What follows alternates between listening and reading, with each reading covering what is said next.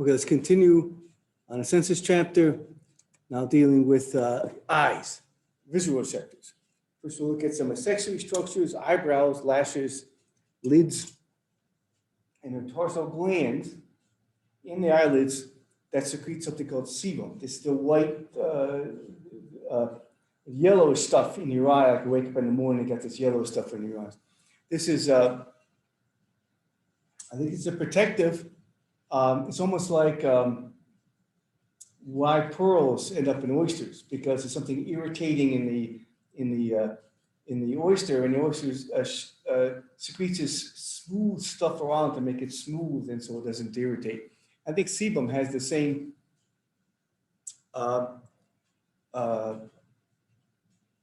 function in our eyes.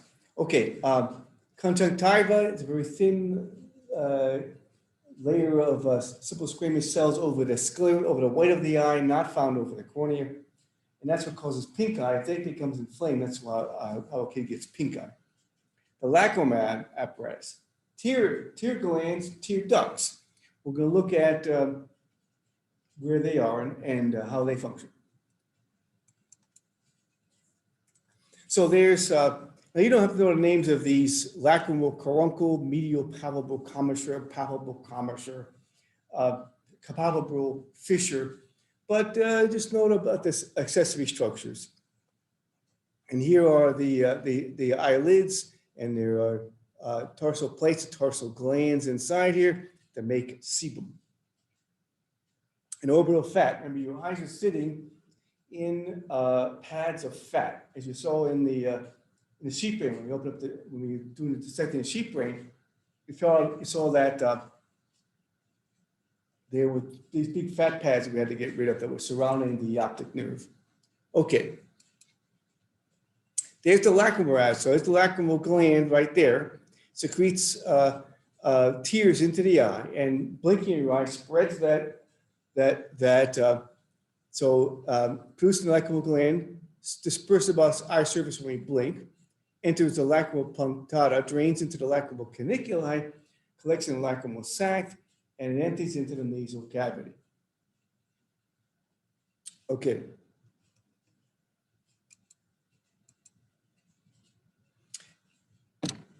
And we don't even have to know what tears are. Basically just very watery. There's probably some ions in tears. I don't really even know the actual constituents of tears. I assume it's just water and ions. Anyway, ear anatomy. Let's look at this a little bit.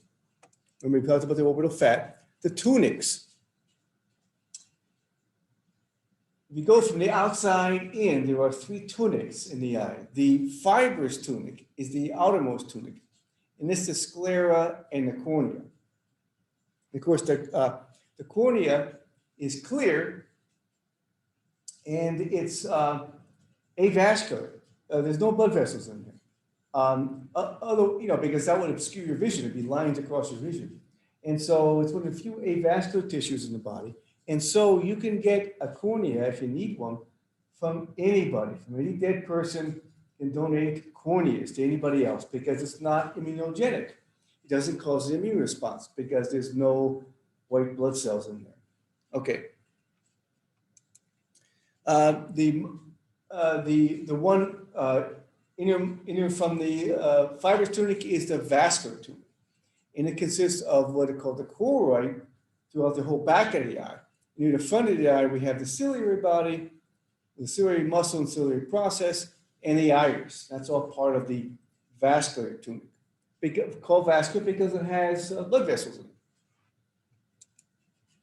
Then the neural retina, the neural tunic, which is the retina and what's called the pigmented epithelium, which is just behind it. And this is where the photoreceptors are located.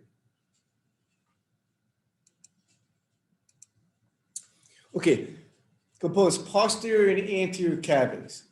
So there's a posterior cavity from the lens, dorsal, posterior to the lens is the posterior cavity, anterior to the lens, between the lens and the cornea is the anterior cavity. And the anterior cavity has two chambers, a posterior cavity, posterior chamber of the anterior cavity is between the lens and the iris.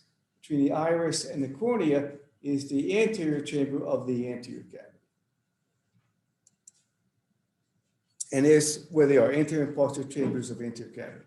Posterior cavity just a posterior cavity. There are no chambers. Now, in the posterior cavity is a vitreous humor. It's this jelly-like substance that does not circulate. In the anterior cavity is the aqueous humor. It's a watery fluid, and it does circulate. We'll look at the circulation in a moment. So we're going to look at the flow of aqueous humor and the lens. Is held in place by suspensory ligaments that extend from the ciliary body, that holds it in place, and can also stretch it and let it stretch and get thin or contract depending upon if you're looking at far or near version. That's accommodation, and we're going to get to that. So there are the three tunics, the fibrous tunic, sclera, and cornea, the vascular tunic, the iris, the ciliary body here, and the choroid, and in the retina, the pigmented epithelium, and the retina. That should say, yeah, I think that's an error. That should say neural, but here it should say neural tunic, and what's composed of pigmented layer, the pigmented epithelium, and the retina. I talked to Ms. Bado about that. I never noticed that error before. Okay. So here's the posterior cavity with vitreous humor. Here's the anterior cavity here. Here's the posterior chamber of the anterior cavity. Here's the anterior chamber of the anterior cavity. Here's the iris. There's the pupil. Let's see what else we. Okay, and we're going to talk about stuff like the optic disc right here, where the optic nerve forms, and the fovea centralis within the macula lutea, where's the area of most greatest visual acuity, greatest concentration of photoreceptors is there. Okay, here's the suspensory ligaments that extend from the ciliary body to the lens. Now, the ciliary body is composed of a ciliary muscle that can pull on the suspensory ligaments when it relaxes and relaxes suspensory ligaments when it contracts. And the ciliary process secretes aqueous humor.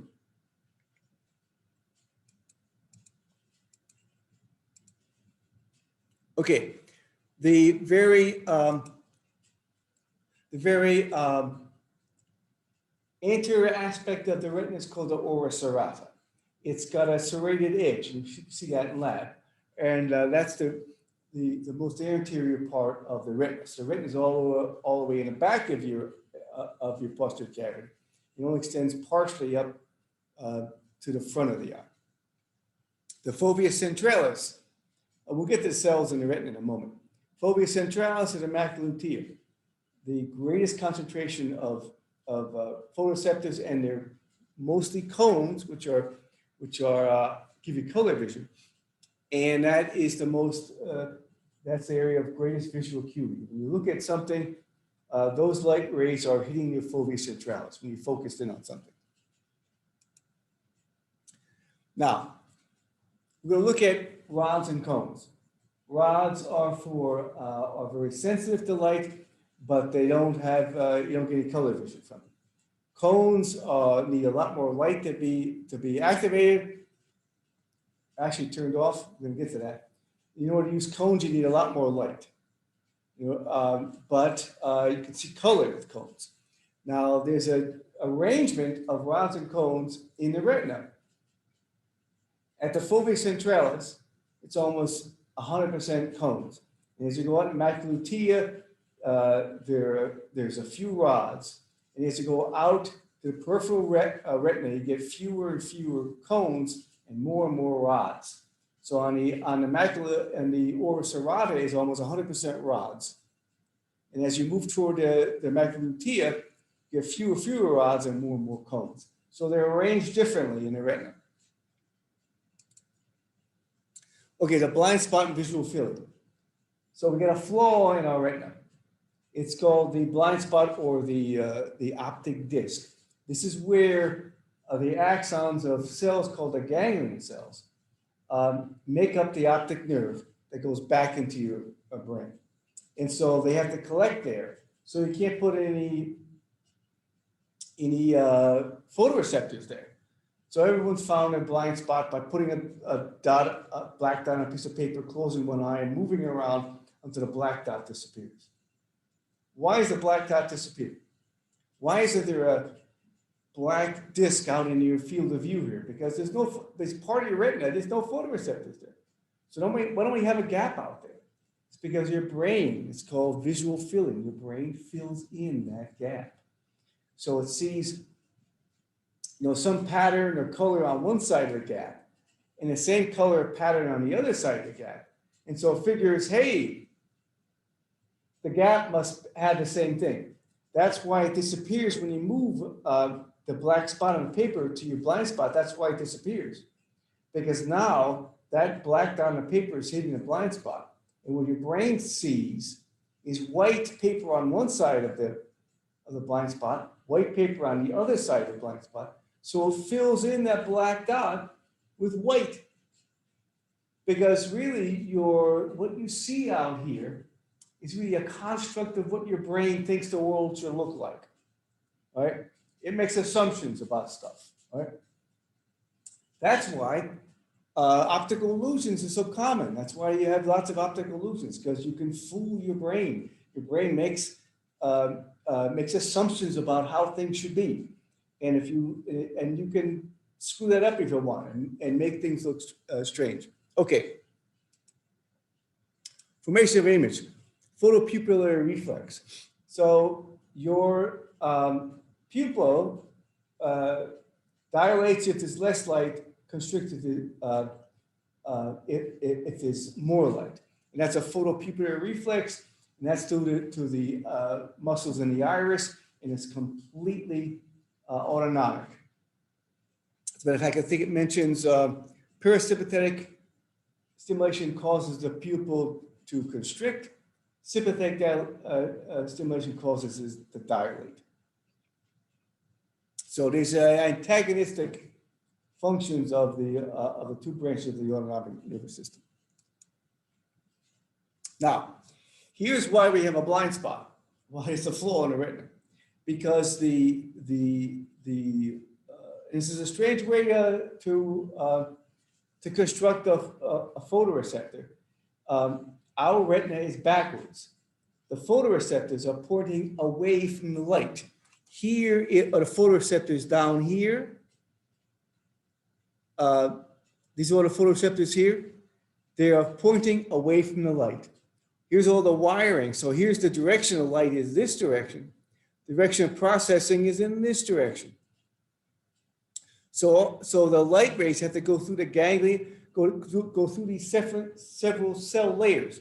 One, you can see there's cell layers here in the photomicrograph of the retina. You have the pigment epithelium over here. Then you have the choroid. Here's the rods and cones. Here are what are called the bipolar cells. Here are the ganglion cells. And the lights come from over here. So, and there's also cells called horizontal cells and amacrine cells in the retina. And the light has to go through all of these to get to the photoreceptors. Why is it backwards? Well, that's the way it evolved. So our distant ancestor, the very earliest ancestor of ours that actually had an eye, laid down those cells backwards. But it still worked. And this is the thing in evolution. If it works, you're going to hang on to it. Now it's completely hardwired that those cells are laid backwards, and we can't change it now. But it works perfectly well. The eyes work, I was saying, well, how can there be a flaw? Our eyes work really well. So, how can they be backwards? Well, they are. And they work really, really well. Doesn't mean they don't work well. They just have a slight flaw in it, the blind spot, right?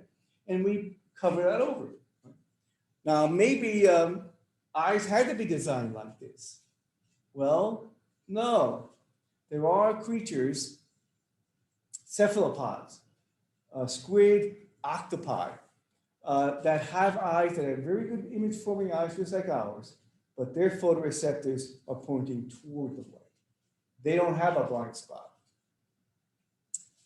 Does it mean your eyes are better than ours? No, but it just doesn't have a blind spot.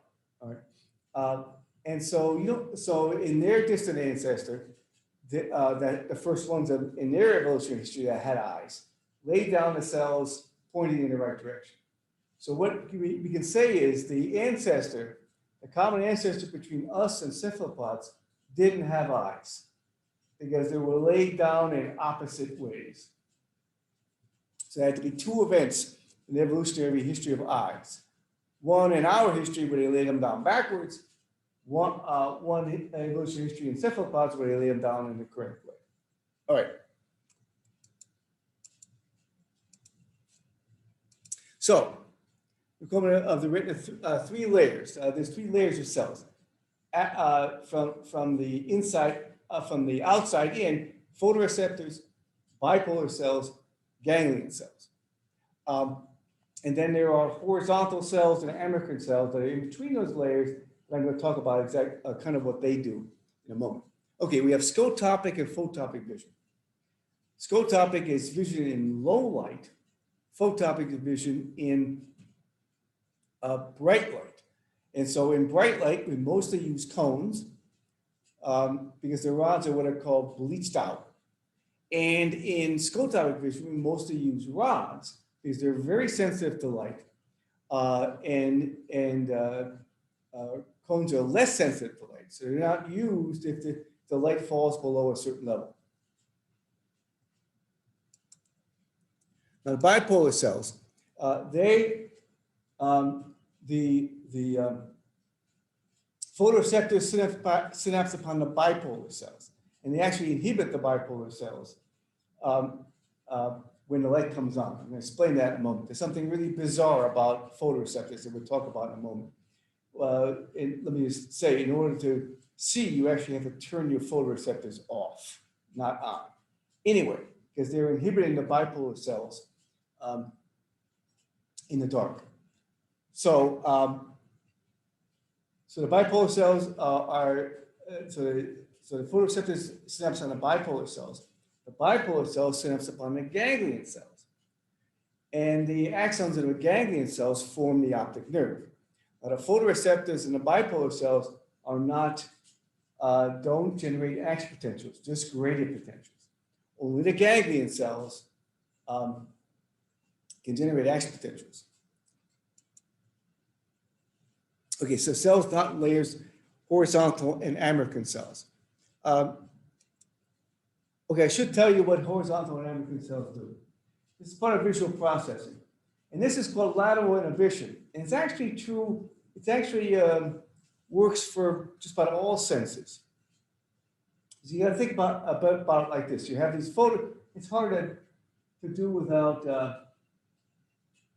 drawing it. Maybe let's stop sharing in a moment. Let me draw this.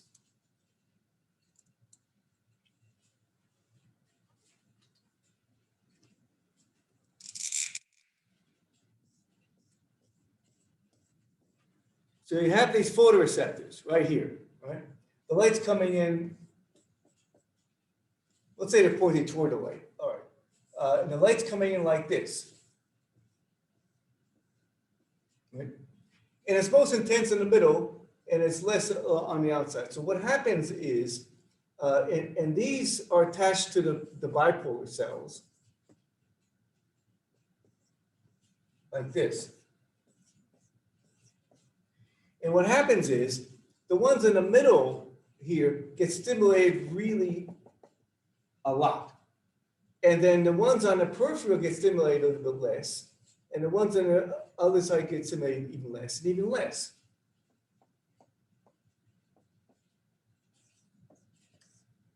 So what you have is like a smear of stimulation with intense in the middle, A little bit less on the outside, a little bit less over here, a little bit less over here. So it's like a blur. It's not nice and sharp. What you want is to have nice edges. You want to have stimulation here and no stimulation here. So you can see a sharp edge rather than like a schmear.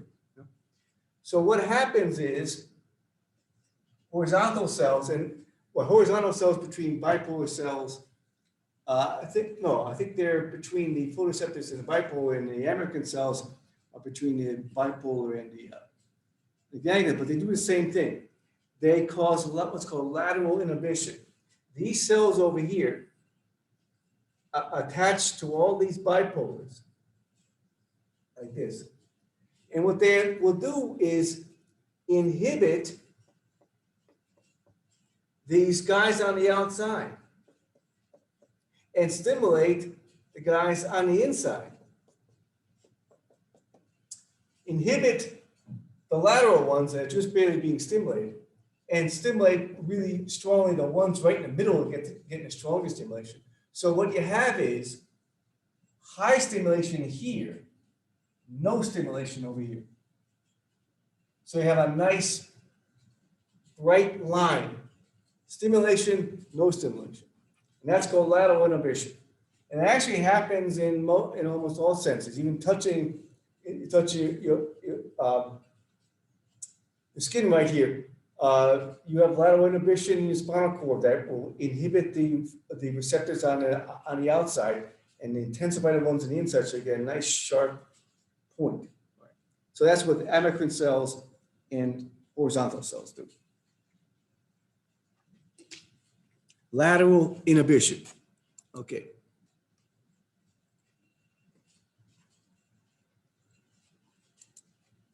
Wait a minute, is that? All right, visual pigments. Okay, so we're going to talk about rhodopsin and scotopsin. Most people talk about rhodopsin, but scotopsin, it works in the same way. These are visual pigments that are modified when a photon hits them. It was called a photochemical reaction. So we're going to look at transduction. How does transduction, remember what transduction is? It's the conversion of the energy form, in this case light, into action potentials, right?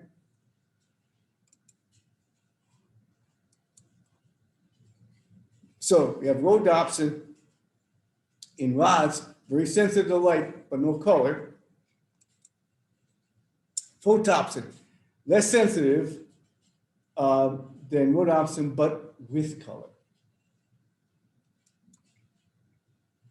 Okay, these suspensory ligaments hold the lens in place and can stretch the lens and let the lens contract. So ciliary body, default state, ciliary muscle relaxed, distance vision. So when you're looking at a distance, the ciliary muscle is relaxed and it's pulling on the suspensory ligaments and stretching the lens so it's thinner. So this is really another bizarre thing. Because when we get to the muscle system, we'll learn that muscles generate force when they contract, skeletal muscles. But this muscle is the only one that exerts tension when it relaxes. That's when it pulls on the suspensory ligaments, relaxed. It's contracted by parasympathetic stimulation. So when you go from distance vision, then you have a stretched lens, and you go to close vision, when you're reading and doing something close, you have the parasympathetic nervous system contracts the ciliary muscle. It releases the tension in the suspensory ligaments, and the lens is like a stretched rubber band, so now it contracts on itself. It becomes thicker. Because to look close, you have to bend light more. Light that's coming from a distance is coming in parallel. Light that's coming from short is branching out like this. So it has to be bent more in order to hit the back of the retina at the focal point. So since you have to bend light more, you got to let the lens get thicker. And you do that by contracting the ciliary muscle. So bends light more for near vision. This is a combination between, so here's lens shape for distant vision, lens flattened, ciliary muscles relaxed. Here, you're looking at your watch, so ciliary muscles contract, moving ciliary body closer to the lens. The lens thickens, bends the light more, suspensory ligaments are relaxed, and then you can see for near vision. This is called accommodation. I cannot accommodate anymore. Well, we're going to get into cataracts in a moment. I've got this plastic lenses in my eyes that don't stretch and contract anymore. So I need reading glasses and I picked lenses for distance, so I need reading glasses now in order to read. But the latest plastic lenses can actually accommodate. Okay, so the eye cavity, the anterior cavity, anterior chamber. So this is the circulation of aqueous humor. It's made in the ciliary body, the ciliary process of the ciliary body, put into the posterior chamber of the anterior cavity, goes into the anterior chamber of the anterior cavity, and is collected at the sclerovenous sinuses, also known as the canals of Schlemm. Okay, so like I said, posterior chamber, ciliary process, aqueous humor, sclerovenous sinuses is where these are collected. And we're going to talk about glaucoma in a minute, some eye disorders, and that is a buildup of aqueous humor because it can't drain possibly, and it causes destruction and blindness. Okay, the posterior cavity, remember, had a vitreous humor, doesn't circulate. So there's a circulation of the aqueous humor, secreted by the ciliary process into the posterior chamber, moves from the posterior chamber through the pupil to the anterior chamber. Excess aqueous humor is resorbed by the sclerovenous sinuses, also known as, I learned them as the canals of Schlemm. And somehow in glaucoma, these sclerovenous sinuses become plugged up and they can't drain the aqueous humor. It builds up into great pressures and causes damage in the eye, and it will lead to blindness. It's actually a leading cause of blindness, even though it's completely treatable. This is how when you go in for, just did it recently because I have a family history of glaucoma. My mother had glaucoma, my brother had glaucoma. All you have to do is take these drops every day and it clears it up. You don't have to worry about it. So when you go in for an eye exam, what they do is they push against your cornea. They used to use a little instrument to push. Now they give a little blast of air, which pushes against the cornea, and it measures how much the cornea pushes back and tells you what the pressure is in your anterior chamber. And if it's too high, that means the aqueous humor is not being drained.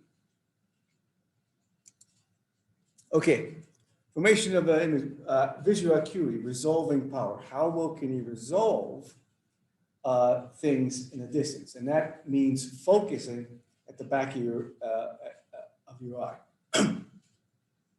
And there's two problems with myopia and we'll look at the disorders in a moment. Refraction and focus, a refractive index. This means light is bent differently by different mediums. So when it comes from air through the cornea and into the aqueous humor, it's bent. So your cornea is one focusing element. And then it goes through the lens, which is a different material, and it's bent again.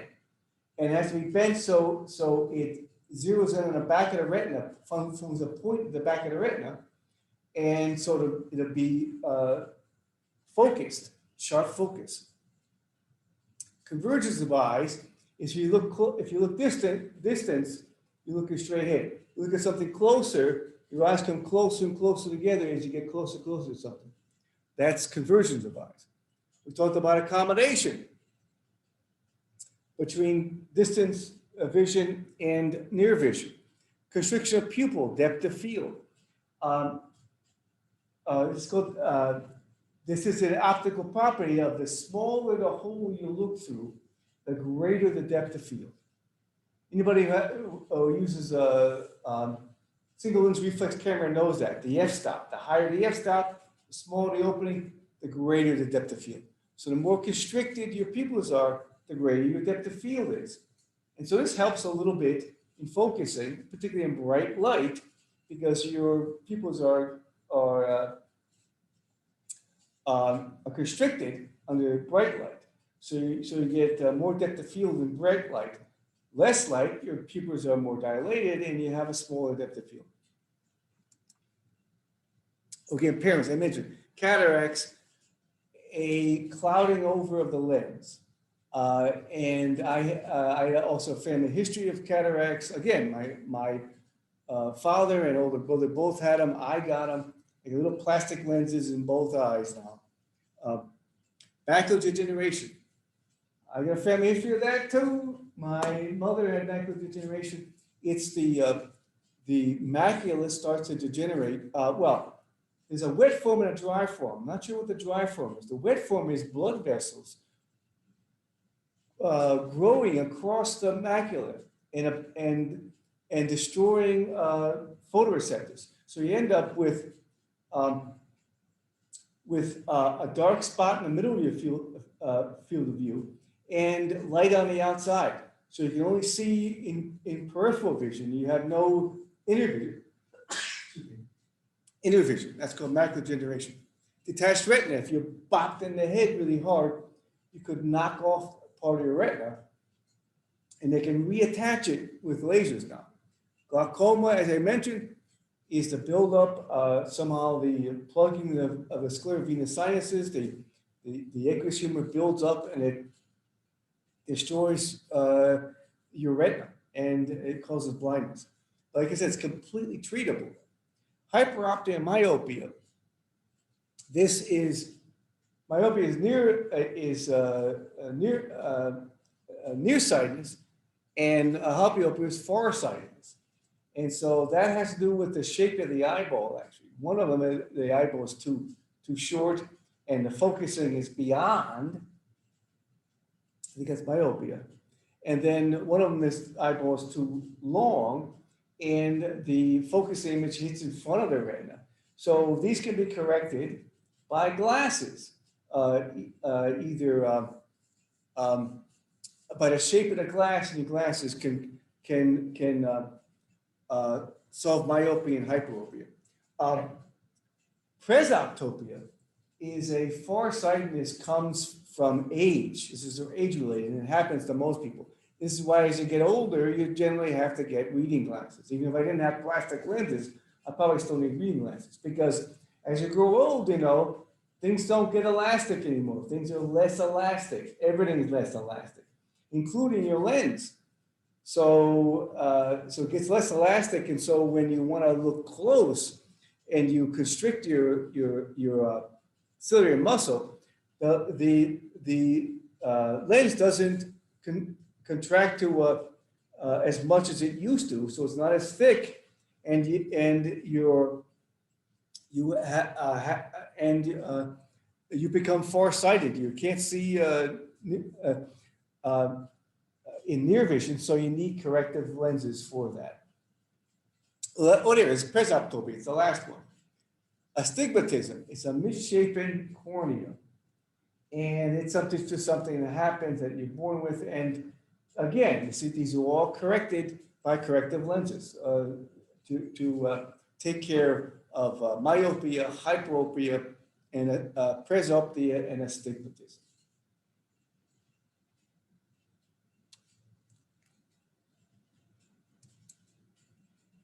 Wait a minute. I think no, forget about that. Okay. Photoreceptors. Inner outer segments. They have layers of membranes in outer segments that point away from the light. Photopigments in the outer segments Again, rods, very sensitive to light and detection of movement, low visual acuity, no color. Cones, less sensitive, sensitive, and so need more light, greater acuity, and color vision. So there they are right there. A cone here and two rods here. And they're in these discs in the outer segments of the photoreceptors. So more numerous, rods are more numerous than cones, except in the macula primarily located in peripheral regions, specialized for dim light, night vision, cannot distinguish color, poor sharpness of vision. Cones, less numerous than rods, except in the macula lutea, primarily located within fovea centralis, respond to stimulation by bright light, provide precise visual sharpness and color recognition, subdivided into blue, green, and red cones. And there's a photopigment. This is called rhodopsin. It's a protein called opsin, and it's a vitamin A derivative called retinal. So rhodopsin, photopsin. Photopsin is the photopigment in cones. Rhodopsin is photopigment in rods. So composed of retinal and an opsin protein. There's three different colors in three different cones: blue, green, and red cones. And there's the wavelengths that both stimulate. Blue cones over here, about 420 nanometers, rods 500, green 531, and red cones 558. So even though rods are stimulated 500 nanometers, that should be green light, they don't see green. So sensory transduction, bleaching, conversion of cisretinal to transretinal by light. So in the dark, in rods, the retinal is in the cis form, which is straight, which is bent, and trans is straight. So as a photon hits rhodopsin, it converts cisretinal to transretinal. The transretinal separates from the opsin. The opsin activates enzymes to destroy cyclic GMP. That's kind of a typo there. Opsin activates enzymes that destroy cyclic GMP. The loss of GMP closes ion channels and this turns off the dark current. Here's something really bizarre about photoreceptors. They are depolarized in the dark. So they're on in the dark. They have these sodium ion channels that are kept open by the cyclic GMP. So they're depolarized in the dark. The separation, the bleaching, the separation of opsin from retinal activates enzymes that destroy cyclic GMP. So it closes these ion channels and turns off the dark current. It hyperpolarizes the photoreceptors. So rod cells hyperpolarized, stops the release of glutamate onto the bipolar cells. The glutamate stimulates chloride or potassium ion channels in the synapses on the bipolar cells. So during the dark current inhibits the bipolar cells. So if the rod cell is hyperpolarized, it stops inhibiting the bipolar cells. So the bipolar cells are now turned on. And the bipolar cells turn on the ganglion cells. So inhibition of bipolar cell stops, activates ganglion cells. Well, activates bipolar cells, which stimulates ganglion cells with a gradient potential. So this is the really, truly bizarre thing. In order to see, you have to turn off your photoreceptors. They're turned on in the dark. They're turned off in the light. It's, like I said, there are some things in the senses chapter that are truly bizarre, and this is one of them. Okay, so when rhodopsin In bright light, rhodopsin, opsin cisretinal absorbs light rays, cisretinal is transferred to transretinal, transretinal dissociates from opsin, becomes activated. This is the bleaching reaction. So then they go into the pigmented epithelium, and there are enzymes in the pigmented epithelium that will convert transretinal back into cisretinal and reform rhodopsin, put it back into the rod, and it's all ready to go again. So it's recycled. It's one of the things the pigmented epithelium does is recycle rhodopsin. Change transretinal to cisretinal, puts it back on opsin, sticks it back into the photoreceptors, and so you can reuse it. Okay, in the dark, sodium channels kept open by high levels of cyclic GMP. It's called a dark current. Influx of sodium causes photoreception cell to be depolarized to minus 40 millivolts. Greater potential is transmitted along the cell here, opens up ion channels, causes glutamate to be released. In this sense, glutamate is an inhibitory neurotransmitter, inhibits the bipolar cells, turns off the bipolar cells, and so the ganglion cell are also off and no nerve signal is generated. In the light, rhodopsin bleaches, leading to a drop in cyclic GMP, as it turns on enzymes that destroy cyclic GMP. The sodium, the dark current is turned off, sodium ion channels are closed. That means the calcium ion channels are closed at the base of the photoreceptor. This turns off the inhibitory neurotransmitter. Bipolar cells are turned on. Calcium channels are opened up in the bipolar cells, stimulates the ganglion cell. A nerve signal is generated and sent into the optic nerve. And you can see. So this is how it works. It's bizarre, but this, and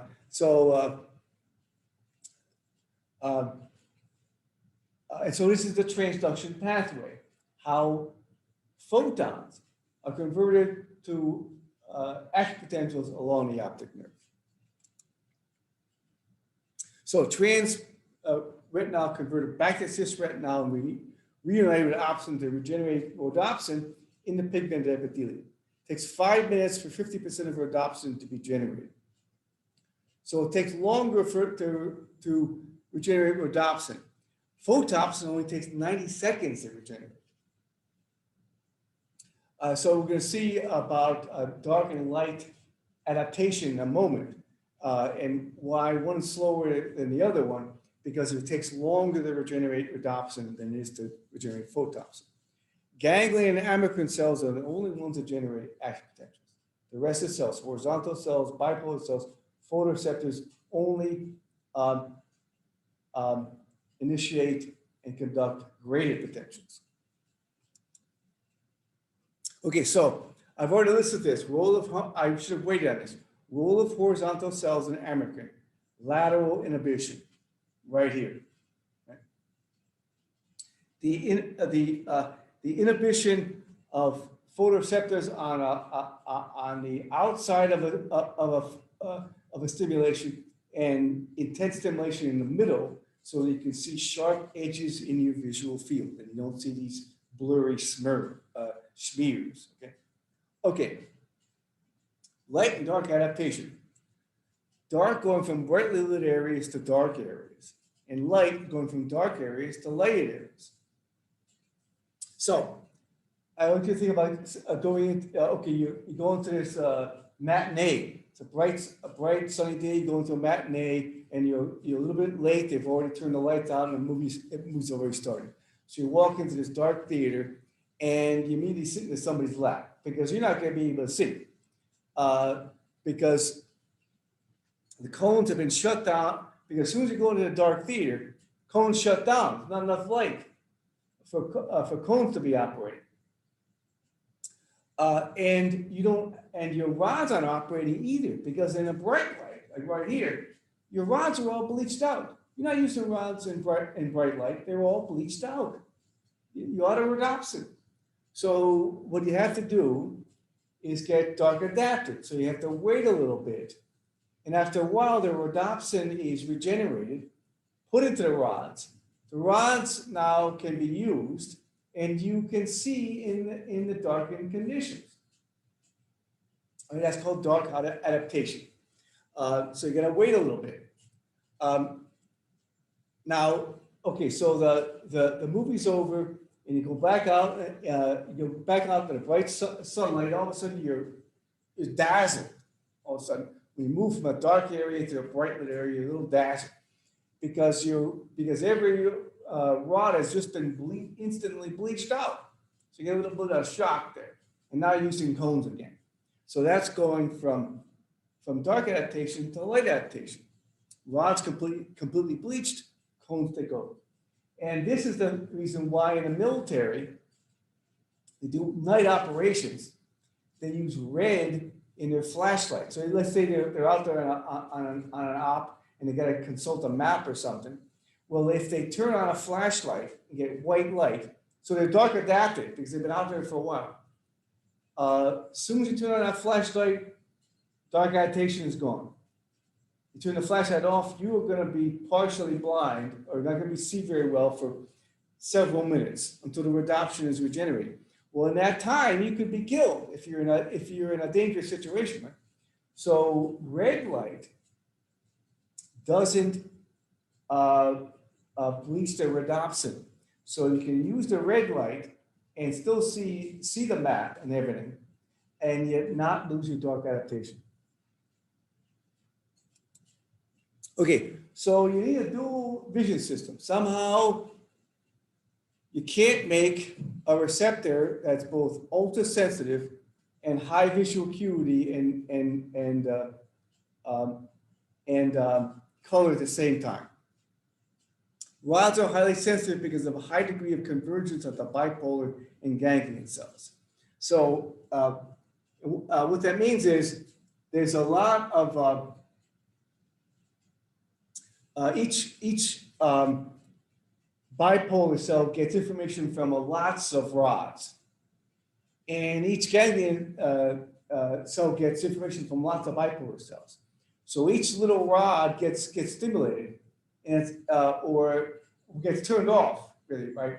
And this will turn on lots of bipolar cells, and so it's really so it's a lot of convergence of lots of rods onto a single bipolar. But cones have like a one-to-one correspondent.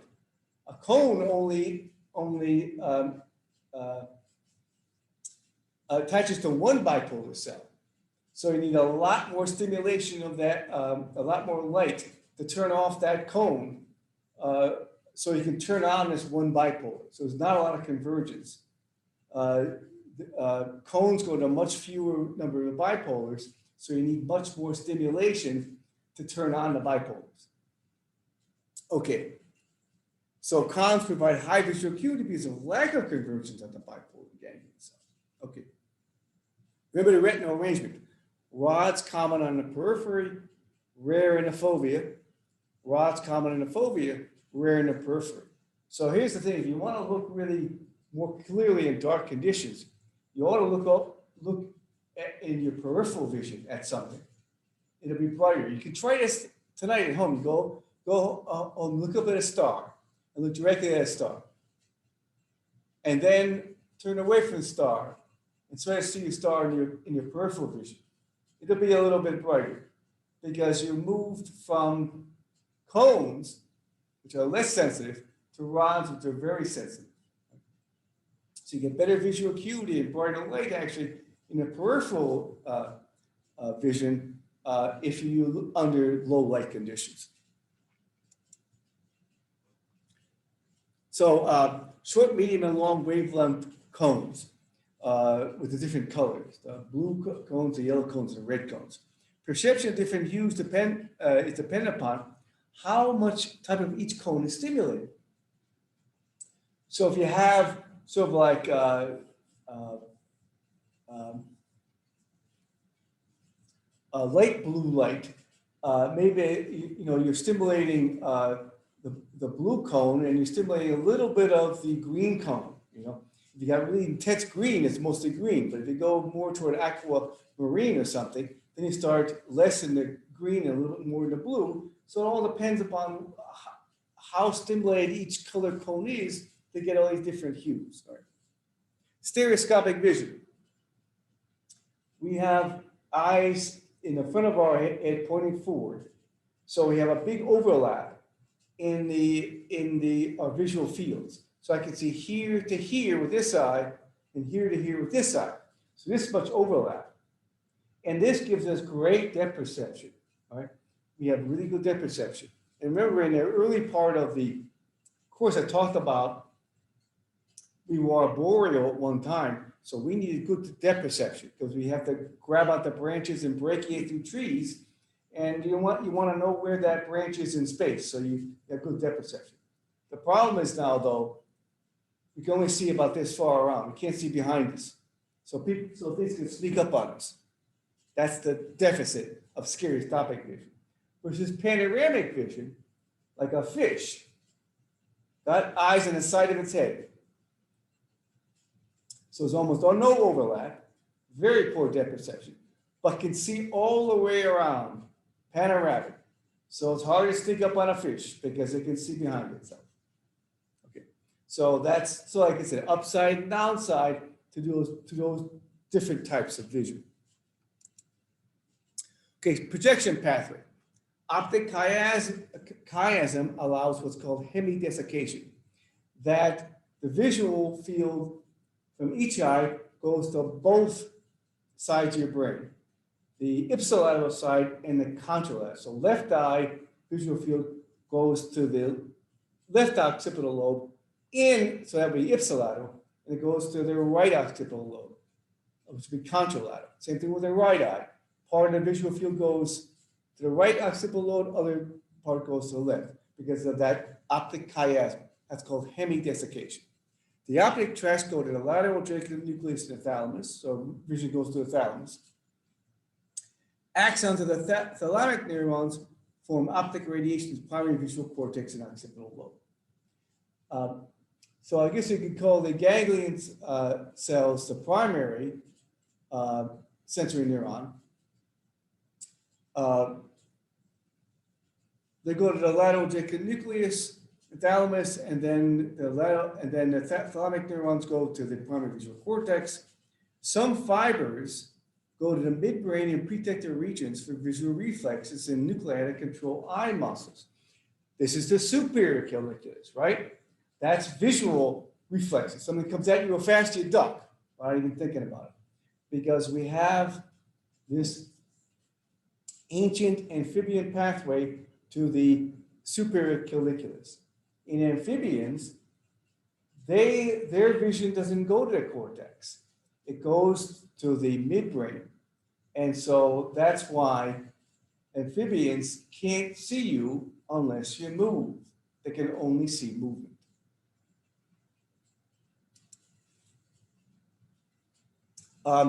Okay, and here is the visual projection pathway here.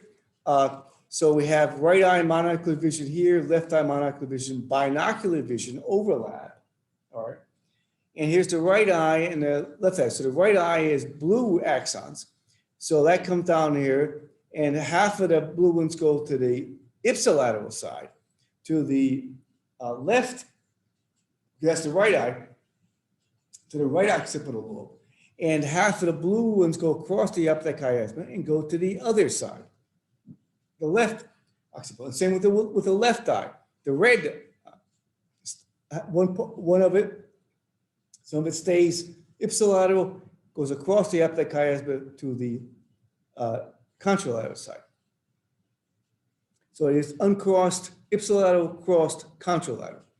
And here is the thalamus. I guess it's the medial lateral geniculate nucleus of the thalamus. And here's the superior colliculi.